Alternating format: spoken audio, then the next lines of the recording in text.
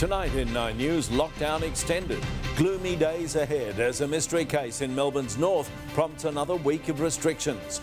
The pub with no fear, a rebel publican deliberately breaking COVID rules. The AFL scrambling to keep the season afloat after exposure sites catch out a star saint.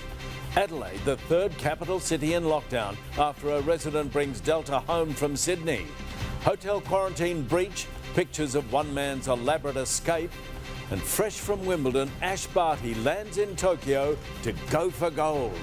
This is 9 News with Peter Hitchner. Good evening. Lockdown 5 won't end for at least another 7 days, with the entire state ordered to stay home until Wednesday next week, despite crucial numbers trending down. Of today's 13 new infections, 9 were in isolation as contact tracers work to connect a mystery case in Melbourne's north to the Delta outbreak. State political reporter Mark Santomartino leads tonight's coverage.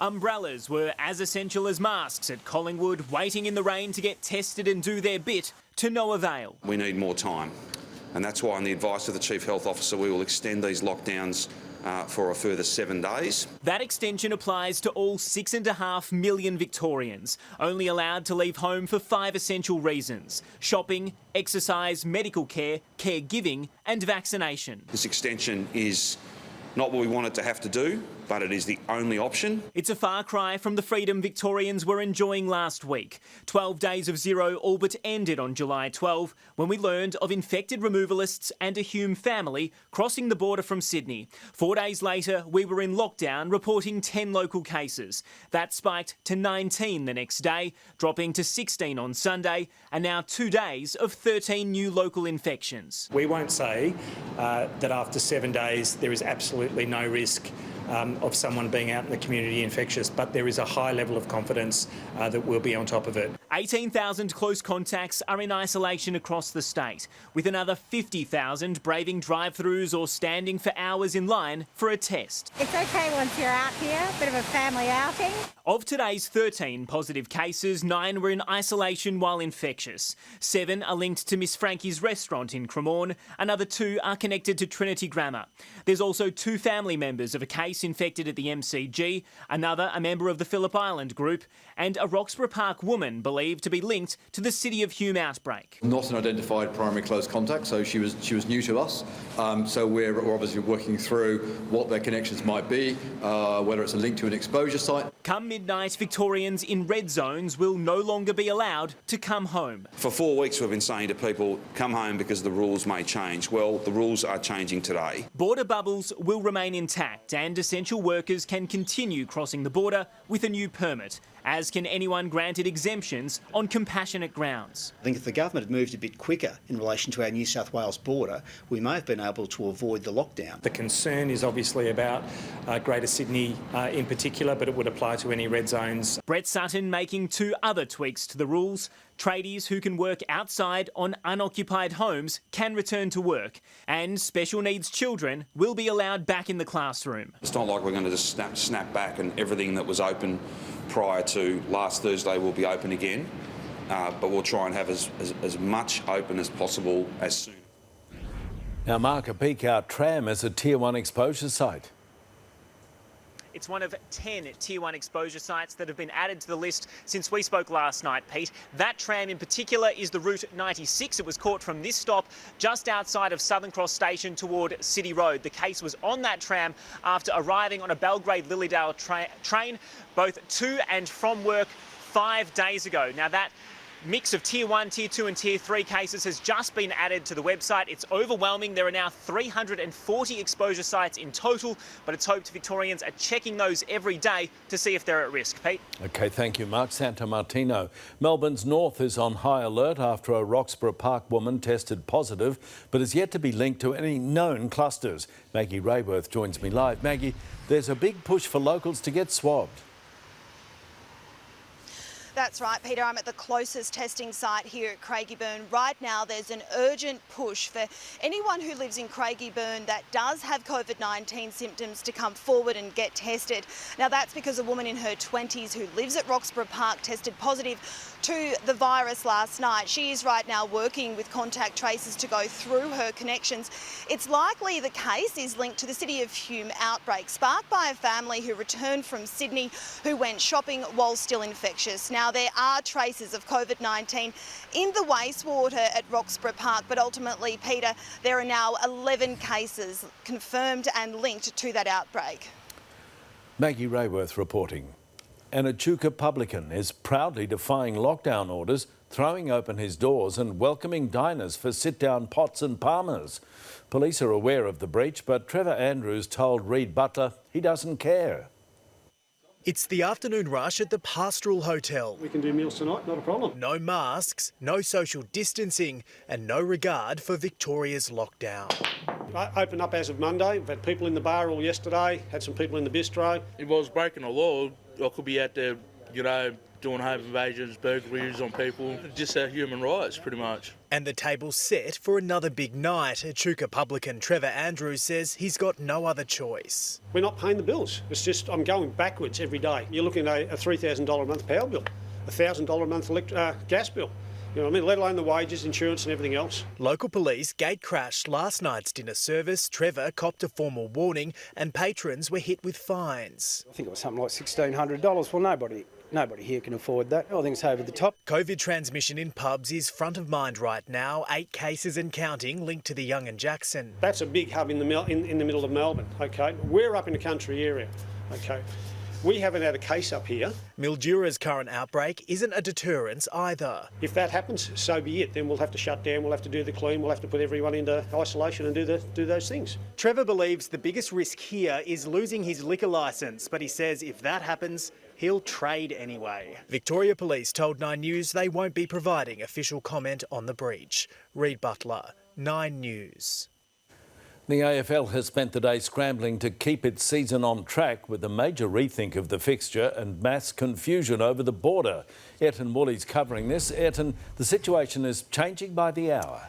It certainly is, Pete. It really has been a dramatic day right across the competition, particularly for the 2 South Australian clubs who were told to pack their bags for Melbourne amid tighter restrictions in that South Australian lockdown. They were not going to be able to train this week ahead of matches this weekend. But no sooner had those players arrived at the club and they were turned around, there were plans at one stage to bring forward a showdown from round 21. But now they're back heading to the airport. They will be in Victoria tonight. It's meant 2 changes to the fixture. Port Adelaide's clash with Collingwood moved from Adelaide to Marvel Stadium on Friday night. That's Port Adelaide's choice, while Adelaide's match with Hawthorn will also be played at Marvel on Saturday night as part of a double header. Meanwhile, in Western Australia, St Kilda big man Rowan Marshall is currently isolating for 14 days, backdated to last Tuesday night's Wallabies clash at Amy Park. It was actually after that match that he stopped at the Precinct Hotel for a quiet drink as he waited for an Uber. That was reclassified as a Tier 1 exposure site on Sunday night. It meant the Saints were isolating all of them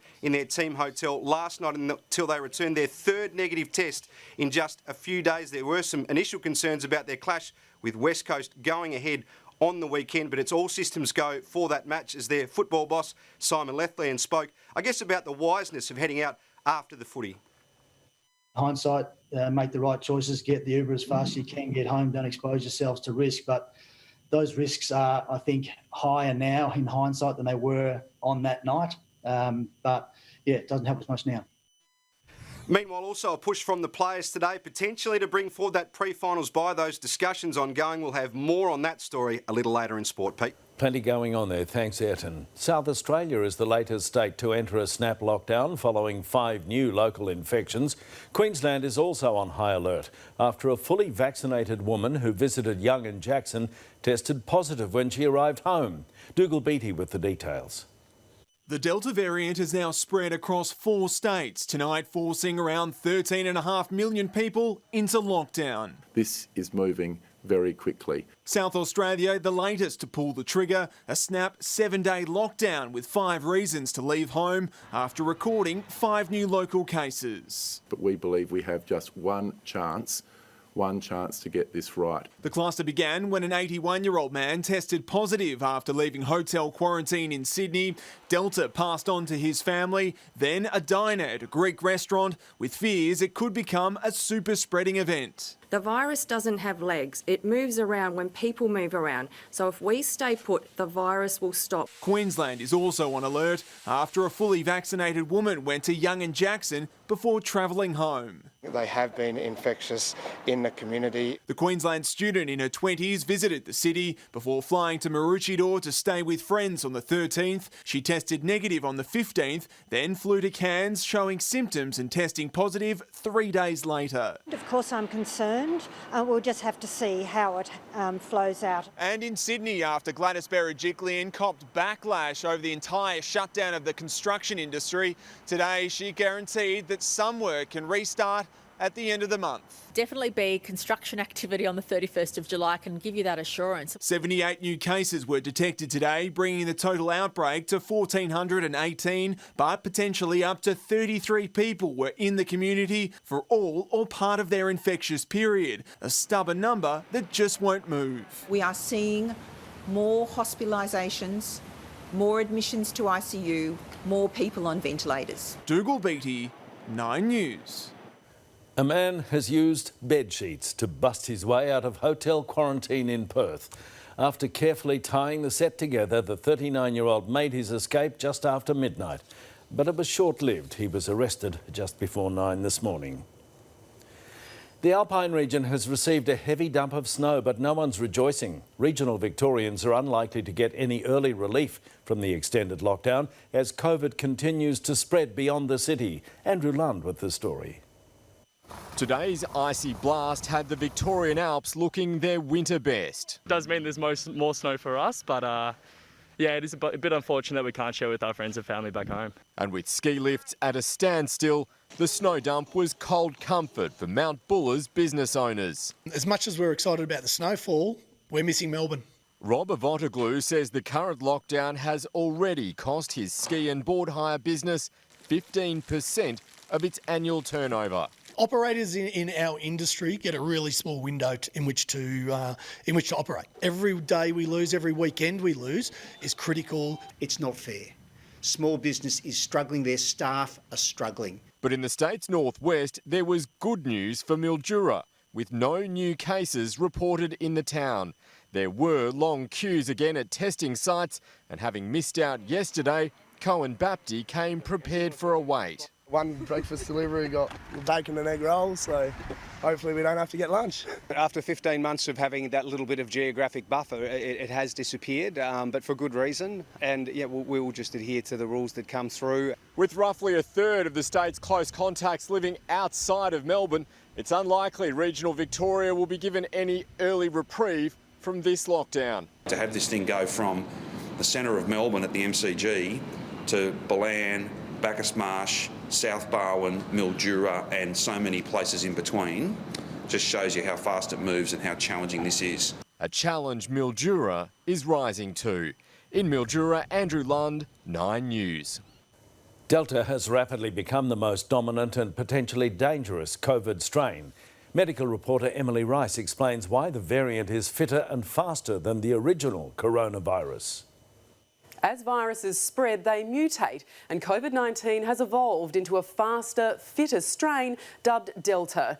It is at least twice as infectious as previous variants. For example, one person carrying the original Wuhan strain transmitted the virus to around 2 people. Now, a Delta-infected person passes it on to 4 people or more. Because those who catch Delta have a higher viral load, this leads to more fleeting transmission in places like the footy and in schools. Unfortunately, early signs suggest this strain does make people sicker. But Stuart Turville from the Kirby Institute says vaccines are still effective against Delta when it comes to preventing severe disease. We've got this one. Look, it's fitter, but we have the tools at our disposal to crush it. We just need to be more vigilant.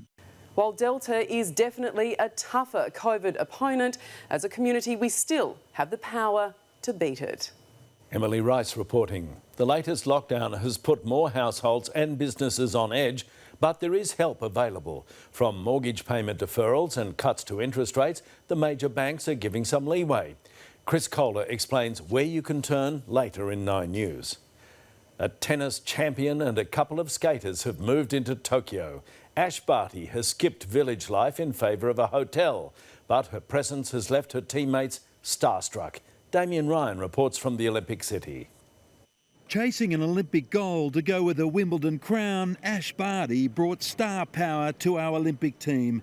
She was in hot demand for a happy snap as she popped into the athletes' village for a visit because she's staying elsewhere. I did spot her and I was like, oh my God, Ash Barty's here, and how cool is it that I can say I'm one of Ash Barty's teammates. The bling and the cap on backwards confirmed the skaters had arrived. It's cool to be a part of this. Olympic rookies Shane O'Neill and Hayley Wilson made it, while 2 teammates missed out due to COVID. It was really upsetting, but I'm definitely going to make them and Australia proud.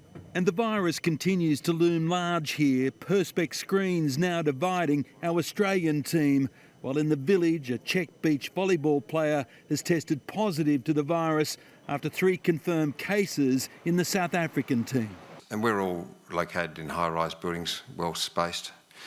We do have the South African team in a building near us.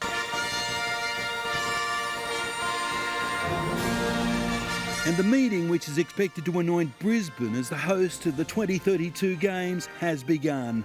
The bid team, led by the Queensland Premier, had a last-minute briefing before tomorrow's vote. And welcome you to Tokyo. The Olympics just 3 days away, and today an extraordinary admission from the IOC boss, saying he feared for a long time that the Games wouldn't make it and they'd have to be cancelled. We had doubts every day. There were sleepless nights. We did not know. He kept those doubts to himself so as to keep the dream alive for athletes. In Tokyo, Damien Ryan, 9 News. Crown Casino is not fit to hold a licence. That's the damning assessment of counsel assisting the Royal Commission. The story next. Plus, Australia points the finger at China for a significant cyber attack. And jail for one of the rioters who waved the flag for Trump.